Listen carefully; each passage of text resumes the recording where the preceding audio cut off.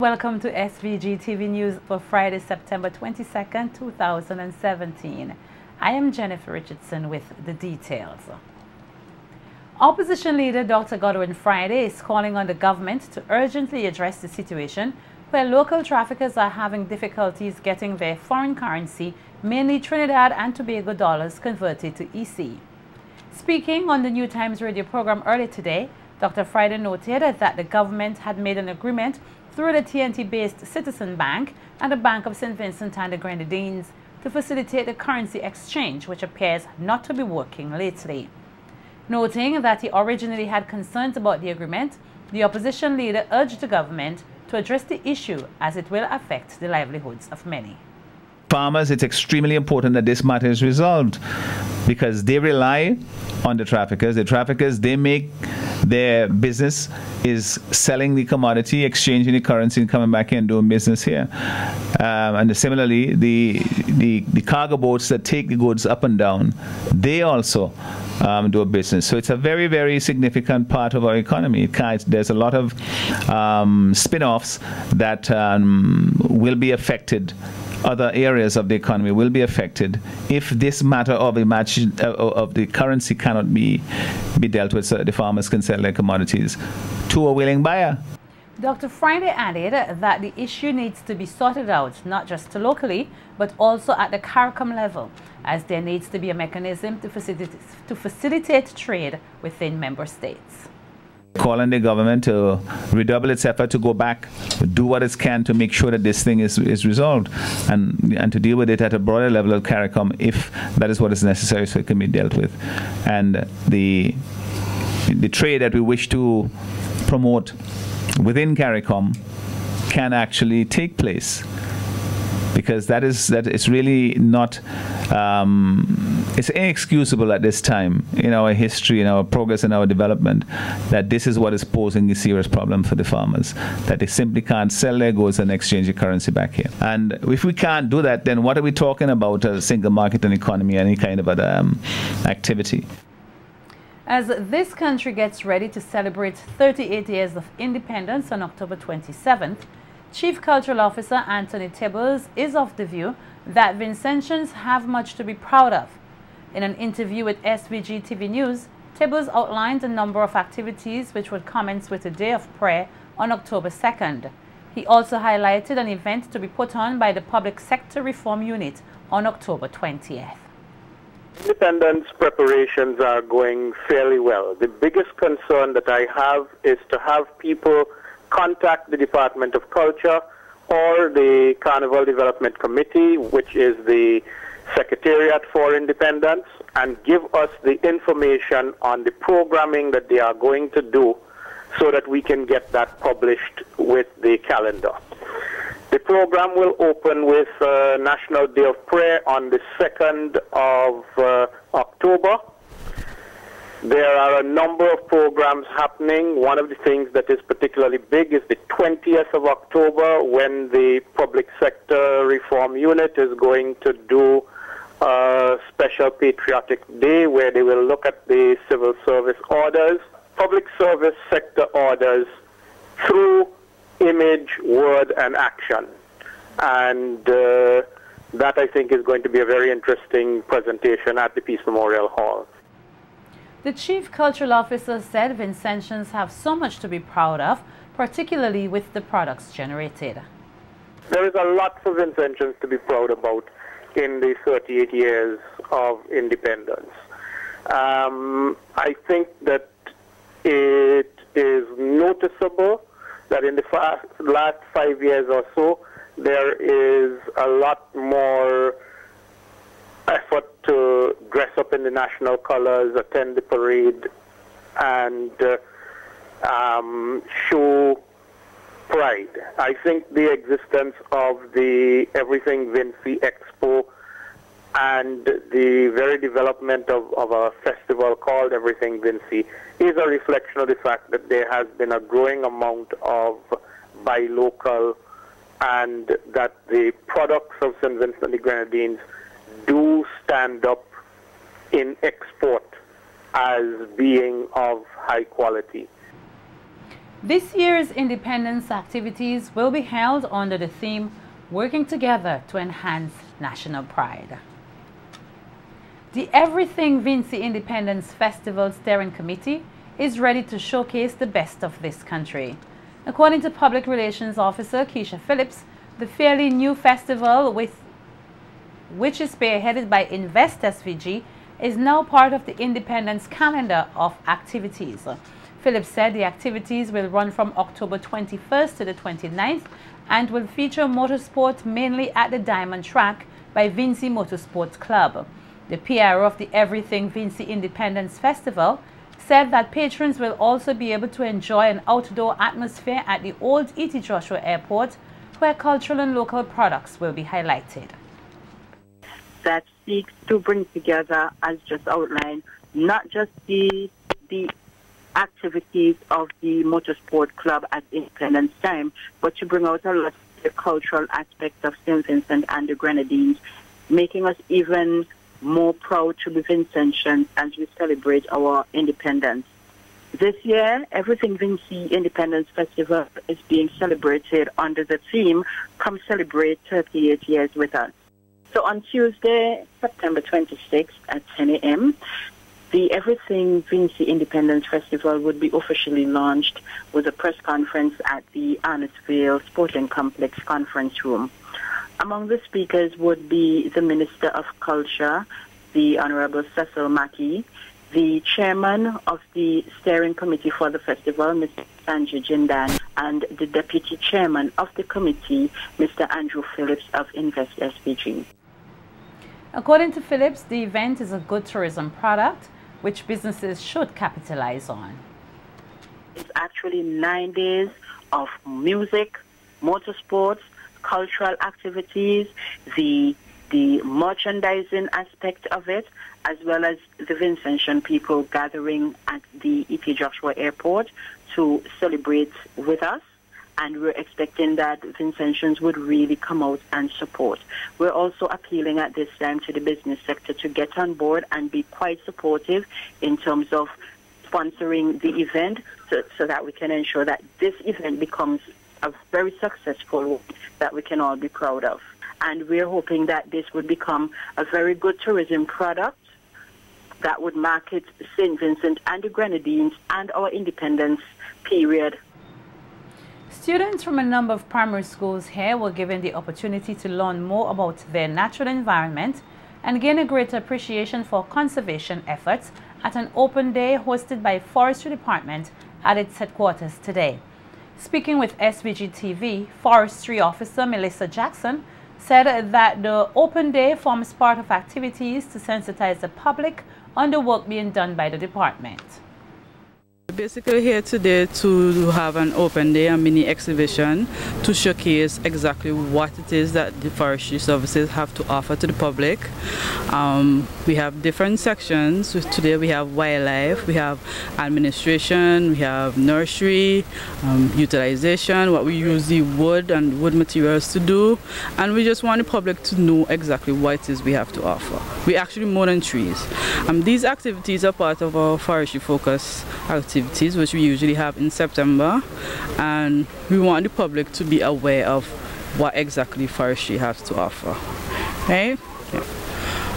As part of the forestry focus activities, we have several other outreach programs. We have had community consultations, going out into the community and informing the community of what we're doing, what we want the public to be aware of, how we can involve the public in our activities. We have next Wednesday Forest Walk, the Fitzroy Springer Forest Walk is an annual activity we have also.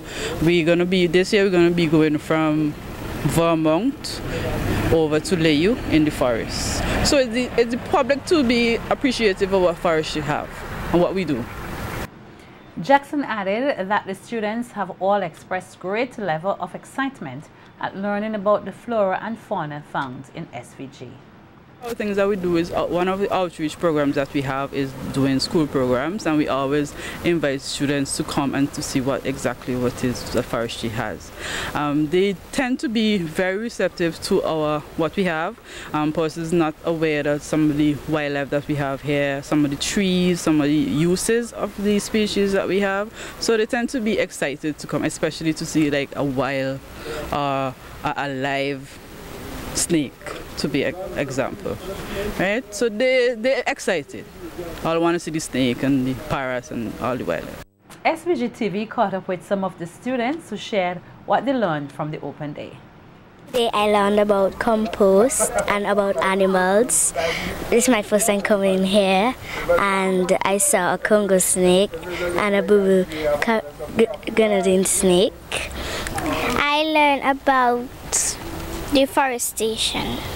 I saw 2 birds, a manicou, 3 snakes that I'm afraid of, and trees that I've never been seen in my life, but they're very huge, and some animals that I never seen before. They're in the country.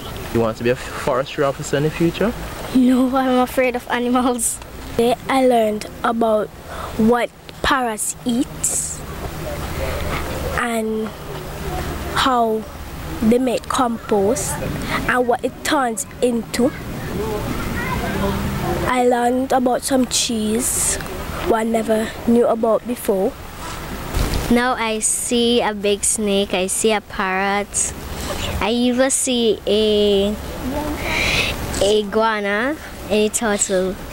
They say that the parrot could talk and in botanical garden too. Well, never see a St. parrot in my life. I only see it on TV, but not for real life. But now I see it for real. Okay. And you feel in the future you might want to walk around these animals in the forestry department? Yes, please.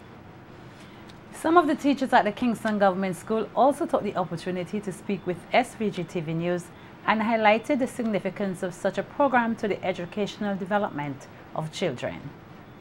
Yes, because you have so many different species, it gives them a chance to learn stuff that they don't know in their natural, like right around their yard.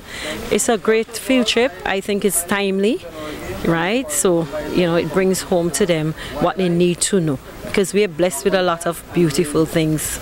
Okay. We are actually doing diversity, reproduction in animals, and it gives the children a chance to see the actual animal with their young. They know of the animals that have the young by laying eggs, and those that give live births. So it's an experience for them because they're actually seeing it here, although they might have some domestic animals at home with babies, because we talk a lot about that in the classroom. Being out here gives the children a first-hand, tactile way of learning. You can't be cramped in the classroom all the time, and they're really enjoying it. I am also enjoying it. I know we had a great time. Thanks for having us. Okay, well, this is a part of their social studies syllabus, learning about their countries, forestry, what the country has in terms of the type of trees and what the trees are used for. The wildlife, and we were just learning about the high-tech devices that they have, that they can actually see what's going on in the forest and the topography of the country and stuff like that. Where also we have learned that there are some areas in St. Vincent that, as you know, where we're gonna have like if we have a disaster, there are some areas that are very, very high prone to floods, and we just learned that, and the kids they have learned that. And now that CPEA is going to involve social studies, they will get a little bit more information offhand. And highlighting the importance of food security was teacher at the Kingston Government School, Caroline Douglas, who stated that the school will be engaged in activities in commemoration of World Food Day on October 13th. Douglas said food security is of importance to not just policymakers, but also the nation's children. Well, the students need to know that when they get involved in agriculture, it could be a good investment, because some of them, their parents are involved in it, and they can see that their parents have sent them to school, bought all their school books and everything. So it's good to do your own crops. It also helps with the climate. It helps to preserve the land, keeps the land from eroding easily when we have floods and everything like that. Monday, the 25th September, will be recognized globally as Orange Day. The 25th of every month has been designated as Orange Day by the United Nations Secretary General's campaign, Unite to End Violence Against Women, to raise awareness and take action to end violence against women and girls. As a bright and optimistic color, orange represents a future free from violence against women and girls. The Junior Council of the Girl Guides Association of St. Vincent and the Grenadines will host the inaugural Orange Day public speaking on Monday, the 25th September 2017 from 4:30 p.m. at the Girl Guides headquarters. The event will seek to advocate an end to violence in every form, specifically violence against women and girls. As such, the Junior Council invites the general public, males and females, boys and girls, to wear orange clothing or orange ribbons on Monday, the 25th September 2017. Girl Guides and Ranger Guides from throughout St. Vincent and the Grenadines will present on the topic, domestic violence and sexual violence are among some of the most serious human rights violations in St. Vincent and the Grenadines. Discuss. Determined to find out more about the causes and issues surrounding domestic violence, librarian and social media activist Asbert Williams believes that the time is now to do more to combat this scourge. Speaking with SVG TV News about a panel discussion to be held here tomorrow, 23rd September, on the issue at the Stubbs Community Center, Williams said that the event, which is scheduled to begin at 7 p.m., will feature a number of speakers, including Minister of National Mobilization and Gender Affairs, Frederick Stevenson. The one that really caught me, and why I decided I have to do this, is the young lady in Bayabo who got burned up. When I look at that photo, and then I look at the accused response, it was really an interview, but the remarks that he made, and I said, no, we have to do something about this. We have to speak to the persons in relationships. And I know, and one of the reasons for this Saturday, I made a post on Facebook, and person was saying it is not easy to come out of a relationship when you're being abused. So I want to get everybody's side on this. Why you staying, why you have to stay, and why I think that you should leave from the first time. My thing is, if you're with somebody and from the first time they hit you, I think you should leave. I personally think you should leave. Some may say it is hard because of financial reasons or other reasons, but that reason you may end up dead. Williams made it clear the event is not politically motivated, but is aimed at being a fact-finding mission to learn how to tackle domestic violence here in SVG. And it won't be in Stubbs alone. We're planning to go into the other communities, and we want to end off with a march and a rally. I am looking at Bayabo at this time. I don't know, it may change, but I'm looking at Bayabo. Let me make this abundantly clear, that this has nothing to do with politics. There's no NDP, there's no ULP in this. This is about Vincentian and standing up for females. And I do hope that, yes, I want ladies to come up, but I want to see a lot of men there to come ask questions and listen that why you shouldn't abuse your partner.